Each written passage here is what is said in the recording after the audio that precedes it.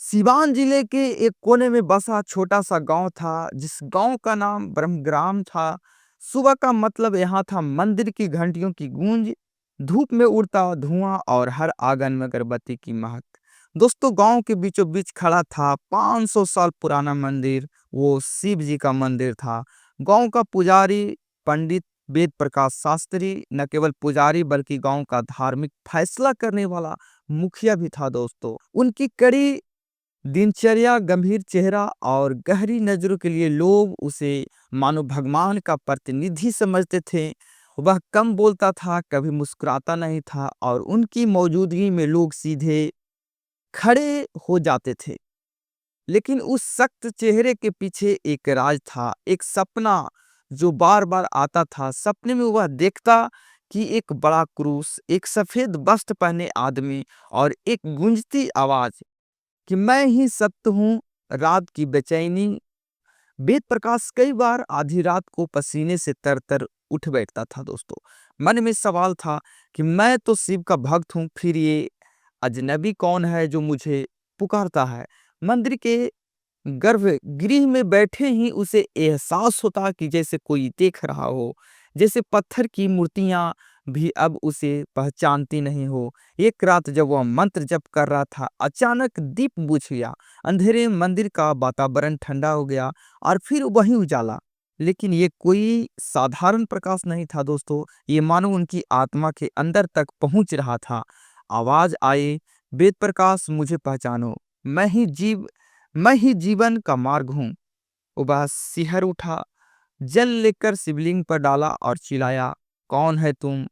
यह मंदिर है, गिरजाघर नहीं। अगले दिन गांव में एक अजनबी पहुंचा, जिसका नाम डेनियल मैथ्यू कहा जाता है। दोस्तों, और वह एक मिशनरी था जिसने कई देशों में प्रचार भी किया था। दोस्तों, वह मंदिर के पास आकर बैठ गया और आंखों बंद कर ध्यान करने लगा।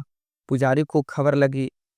वह गुस्से में लाठी लेकर पहुंचा, लेकिन जैसे ही डेनियल ने सामने खड़ा हुआ, उसके पैर थम गए।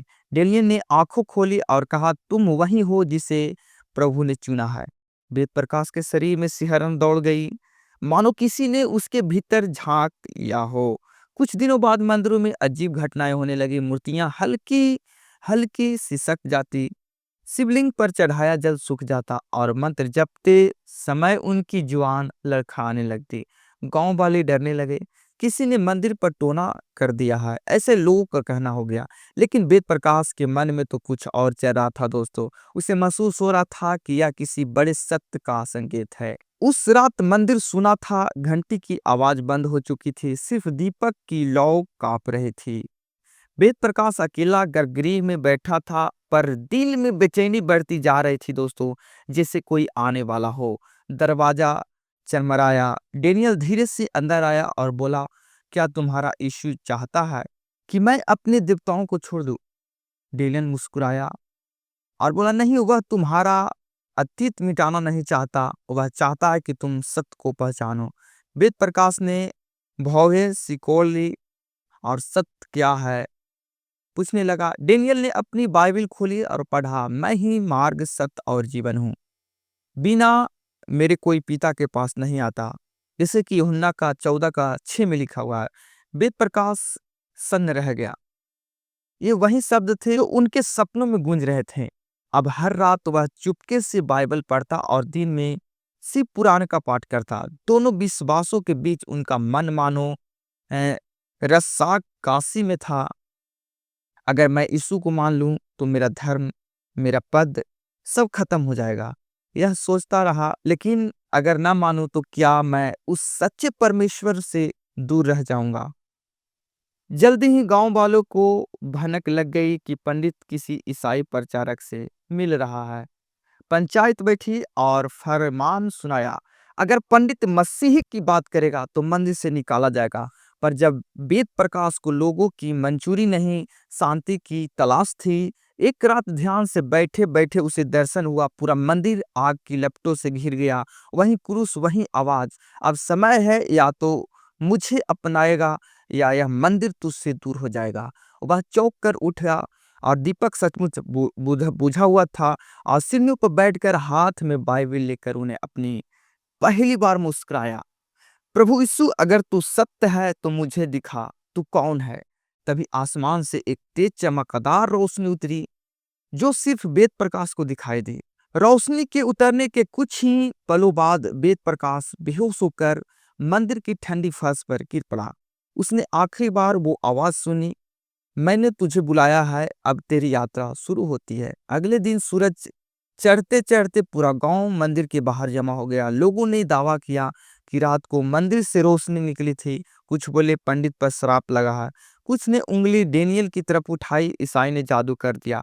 पंचायत के फौरन आदेश दिया, डेनियल को गांव से बाहर करो और पंडित को पूछताछ करो। पहली गवाही दोस्तों यहाँ पे होता है कि दोपहर में वेद प्रकाश की आंखें खुली। सिरहाने बाइबल रखी थी। मंदिर का अंदरूनी हिस्सा अजीब शांति में डूबा था। उसे पिछली रात की आवाज याद आई, मैंने तुझे बुलाया है। इस बार डर नहीं बल्कि भीतर गहरी शांति थी। तभी दानियल आया और बोला, तुमने आवाज सुनी है या ना? अब प्रभु का काम तुम्हारे हाथों में है। वेद प्रकाश ने पहली बार डेनियल को गले लगाया।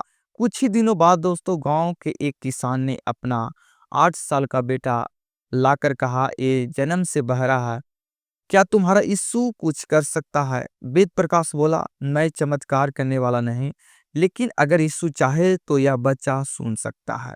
उसने बाइबल पर हाथ रखकर प्रार्थना की। अचानक बच्चा चौंक कर बोला, माँ।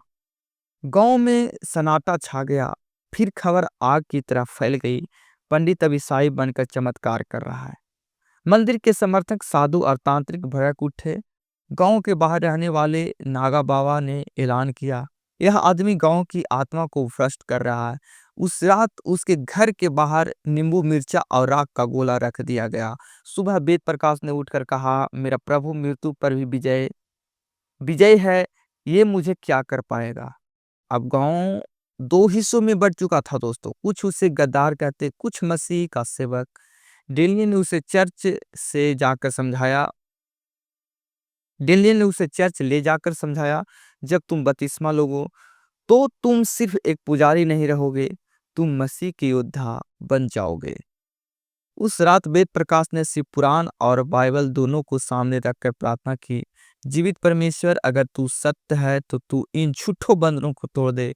तभी हवा का झोंका आया, मंदिर की घंटी अपने आप बजने लगी और वह फिर से उसी प्रकाश में गिर गया।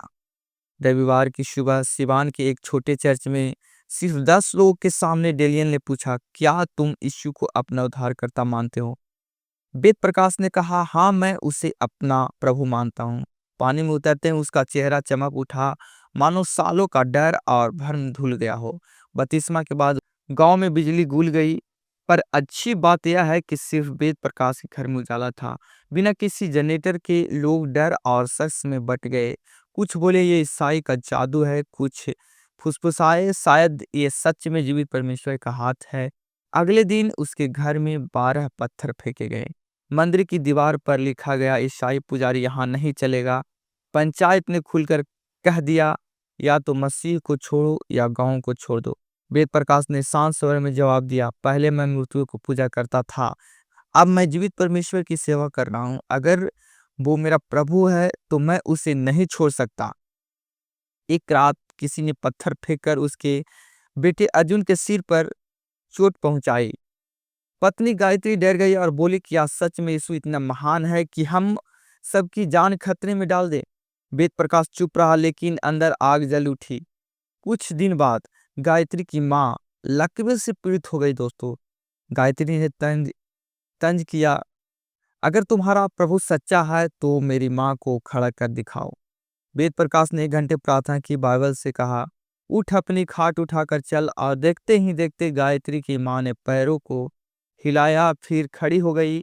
उस दिन गायत्री रो पड़ी, अब मैं भी तेरे प्रभु को मानती हूँ। अब हर रविवार सभा होने लगी दोस्तों, और लोग दूर दूर से आने लगे। दलित किसान, महिलाएं, बच्चे। एक दलित युवक ने कहा, पहली बार कोई हमें इंसान समझ रहा है। जहां जात नहीं पूछी जाती, पर यहीं बढ़ती भीड़ एक राष्ट्रीय संगठन की नजर में चुभ गई। गांव के बाहरी मैदान में धर्म रक्षा सम्मेलन बुलाया गया। मंच पर घोषणा हुई, अगर वेद प्रकाश आज मसीह को छोड़कर अपने पूर्वजों के धर्म में लौट आए तो उसे राष्ट्रीय संत की उपाधि मिलेगी और उनका चर्च मंदिर बन जाएगा, वरना गांव छोड़ने का फरमान। कैमरे और माइक उसकी तरफ बढ़े, वह मंच पर आया और बोला, मैं उपाधियों और सम्मान के लिए नहीं आया, मैं उस सत्य को जान चुका हूं जो अनंत है। यीशु मसीह से लज्जित होना मेरी आत्मा के साथ विश्वासघात होगा, मैं उसे कभी नहीं छोड़ूंगा। उस रात कुछ लोग उसे मारने भेजे गए, लेकिन जब हत्यारा घर के पास पहुंचा, उसके वेद प्रकाश को घुटनों पर प्रार्थना करते देखा, उसकी आंखों से आंसू निकल आए और वह बिना कुछ कहे लौट गया। अगली सुबह उसने सबके सामने कहा, मैं उसे मारने आया था, लेकिन मैंने एक सच्चा सन देखा। अब मैं उस परमेश्वर को जानना चाहता हूँ। धीरे धीरे गांव बदलने लगा दोस्तों। कुछ परिवार जो पहले डरते थे अब चर्च आने लगे। बच्चों को बाइबल की कहानियां सुनाई जाने लगी। वेद प्रकाश ने कहा, हमारा लक्ष्य धर्म बदलना नहीं, हृदय बदलना है। जब दिन बदलेगा तभी संसार बदलेगा। सालों बाद वेद प्रकाश बुढ़ा हो चुका था, लेकिन आवाज में वही दृढ़ता थी। उसने आखिरी संदेश में कहा, मैं पुजारी था, प्रचारक बना, और जब और अब बस एक सेवक हूँ। मेरी कब्र पर कोई स्मारक मत बनाना, बस बाइबलें बची रहे ताकि कोई और वेद प्रकाश जन्म ले। तो दोस्तों, ये कहानी, ये घटना आपको कैसा लगा?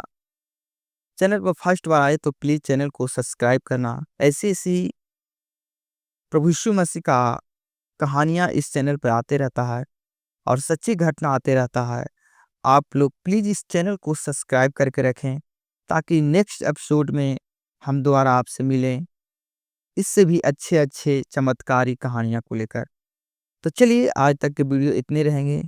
चलिए मिलते हैं अगले दूसरे नेक्स्ट वीडियो के साथ। तब तक के लिए जय मसीह।